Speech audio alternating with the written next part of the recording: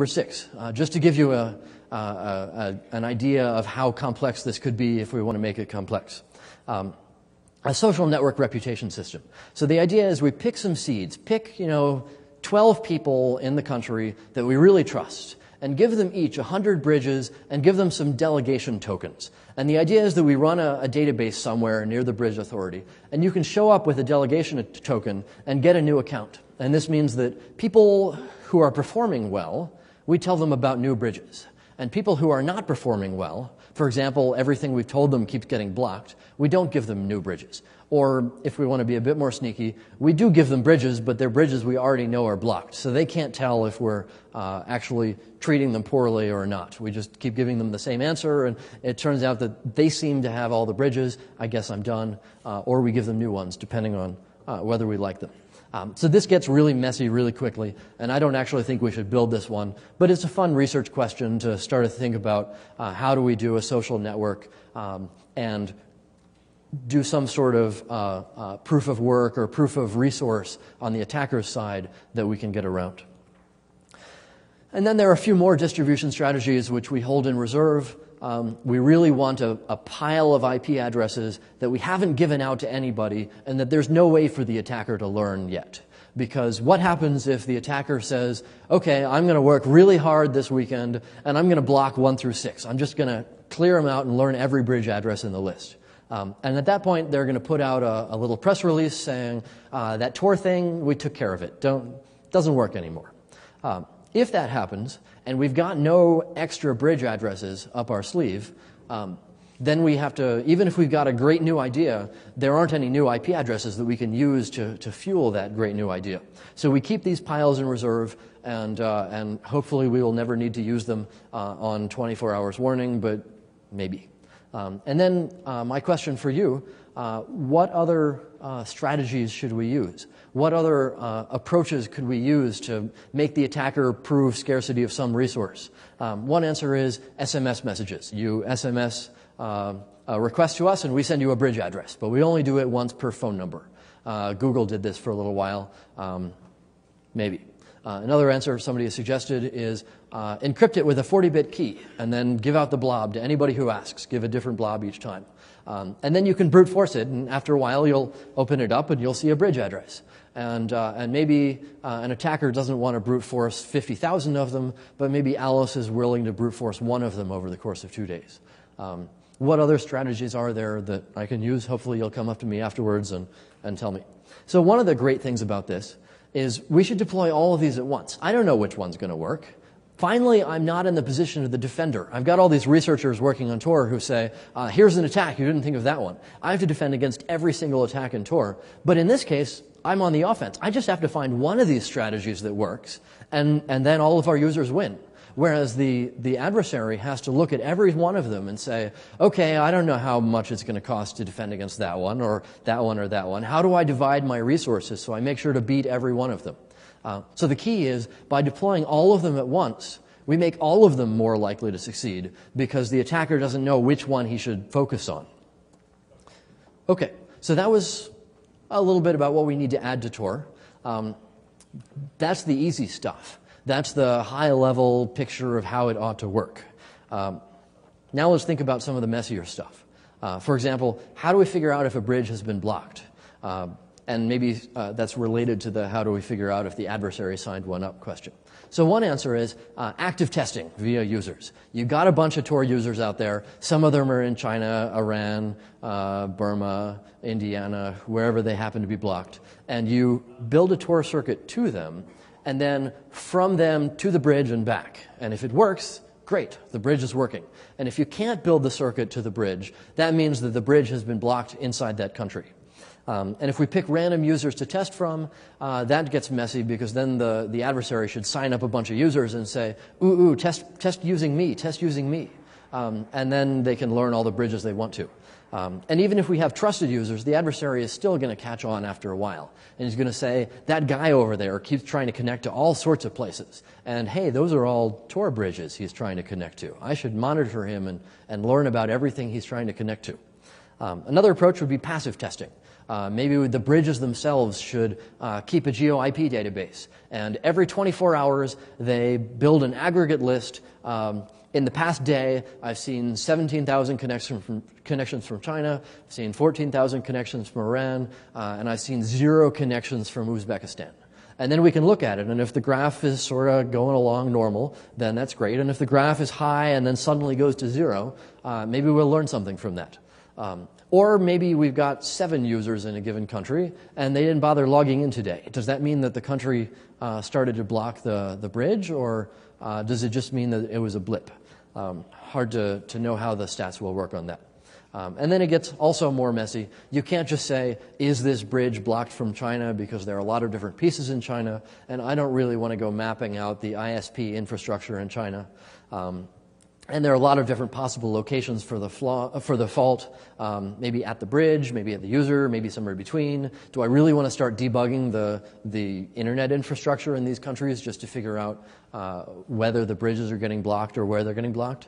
Also, the attacker could poison the bridge database by signing up a bunch of bridges that he's already blocked. And this means that every time Alice shows up and says, hey, I followed your proof of work or your proof of resource or whatever, can I have a bridge address?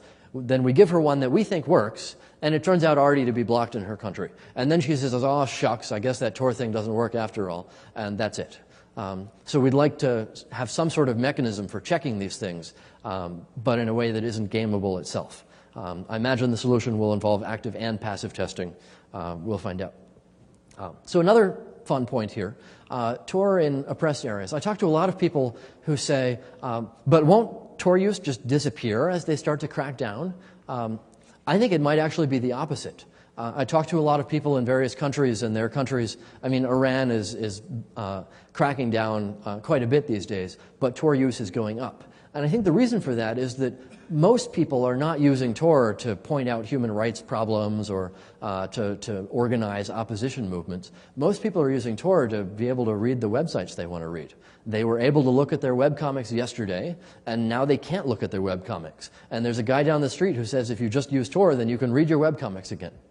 Those are most of the users. So as the government or the firewall or the ISP starts to crack down more and more, you're going to have more and more people who didn't need Tor before, but now they're using it. So I claim that the median Tor user becomes more innocent, more ordinary, rather than less as the system cracks down. I guess we'll find out. Another interesting question, internet cafes. In a lot of these countries, you don't get to show up with your own laptop and know what's on it and run your own software. You walk in and it's an internet cafe running Windows 98, and 50 other people used that system before you, and you hope they didn't put spyware on it, and you hope the guy next to you doesn't have a security camera watching you, and so on. And that's not a very good situation for running these sorts of things. So one answer is we need to work more on bundling. In the last talk, Mike Perry talked about the slogan "Tor up from the floor up," which is a live CD AnonymOS thing from before. So there are a lot of different approaches. Maybe you want to show up with your USB stick and you want to pop it in and use the Firefox that it pops up and then take it out again. We can talk about that more also. How many bridges do you need to know about to stay connected? That's another big question. Let's say I've got 4 bridges. And let's say cable modem and DSL bridges rotate away and disappear from me at a certain rate. And let's say bridges also get blocked at a certain rate. And let's try to predict what those rates are and anticipate them. How many bridges do I need to know about? And how often should I fetch updates in order to always have at least one? Somebody should actually do the math. Some of that math is based on numbers we don't know how to estimate. So that's a tricky question in terms of the engineering details. Another problem, cable modems don't usually run big websites. If a lot of our bridges end up on Verizon and Comcast and stuff, then shouldn't these governments just filter all connections to Verizon and Comcast and stuff? I mean, it's not like anybody runs real websites from there, they say. And then another point we might worry about is economic pressure. Maybe Verizon will go to China and say, hey, we really want to start selling our stuff. And China will say, well, that's great, but could you get all your users to stop running Tor bridges, and then we'll talk. So that's another attack that we might want to worry about. And then another key point here, publicity attracts attention. I talk to a lot of journalists all the time who really love writing articles about the Chinese firewall and about researchers who are trying to figure out how to get around it. One of the reasons why Tor still works in China is that we haven't had any articles saying Tor project declares war on China. For all the journalists in the room, I'd really like to ask you not to write an article about that, because the reason why we work is because we don't publicly embarrass them. We don't have the daughter of the general in China tugging on his shirt saying, "Daddy, I heard about this Tor thing, and why don't we filter it?" So I'd really like to talk to you as researchers and engineers and say, this is my idea, I really need some feedback on it. Please tell me where you think it's going to break. But I really don't want to talk to you as journalists because publicity at this point isn't going to help the case. Now, I'd be happy to talk to you about publicity for Tor as freedom of speech, Tor for civil liberties, Tor for military. I talk to FBI people every so often, and they say, yeah, I use Tor every day for my work, but please don't name me. So there are a lot of other fine articles, but please don't write about this one yet. And I guess the other point is, by publishing, we threaten their appearance of control. It isn't that we're actually changing the situation, but they notice us more, and they have to do something because their citizens or their bosses are going to say, hey, why aren't you dealing with this thing I just read about in the Wall Street Journal? And then another piece of that, we can control the pace of the arms race. We can decide how quickly they have to put resources into breaking these different distribution strategies, and we can decide how many resources they put into them. Okay, so next steps. Technical solutions aren't going to solve the whole censorship problem. These firewalls are really acceptable socially right now. They're really successful socially. It's not like every person in Iran is saying, darn it, I wish my government would stop filtering the internet. Most of them are saying, I'm so glad my government filters the internet, otherwise I'd have to see all that horrible stuff out there. They're right, nobody wants to see that. And as long as most people in these countries are saying that, a technical solution isn't going to do it.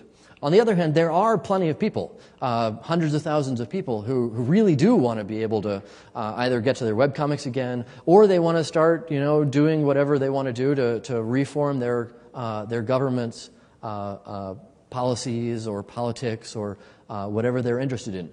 And I guess I'm sympathetic to that too. So I guess a strong technical solution is a piece of the puzzle, but isn't going to do all of it. So we have built bridges. 2 days ago, I put out a release where you can set up your own bridge, you can connect to somebody else's bridge, there's a bridge authority that's running and your bridge can publish to it, and we can aggregate a list of volunteers, people who've done that. It all still involves editing a text file. You have to go change your configuration file and add some lines to it. Eventually, we'll add a pretty button to Vidalia where you say, Tor for freedom, or I need freedom, and then it'll go add the correct lines automatically. But that'll be a step down the road. And then Tor itself needs to survive also. We hear from a lot of people, especially in Europe these days, where they're trying to push through data retention. Data retention is a big threat to security of ordinary people around the world, because it doesn't catch the bad guys. The bad guys are doing fine. They don't need any of this stuff. But the good guys, first of all, they don't have much in the way of security. That's what we're trying to provide for Tor. And second of all, do you really want to build a big database of everybody's doing everything on the internet? Isn't Amazon and Google, and aren't those guys already doing fine at building these databases? And isn't our job to make these databases less useful, or at least include less information? It's not like the government or the corporations that build these huge databases are very good at keeping them secured anyway. But anyway, that's a separate rant, and eventually we should talk more about data retention. It's one of the big things threatening the internet these days. And then finally, we need your help if you want to run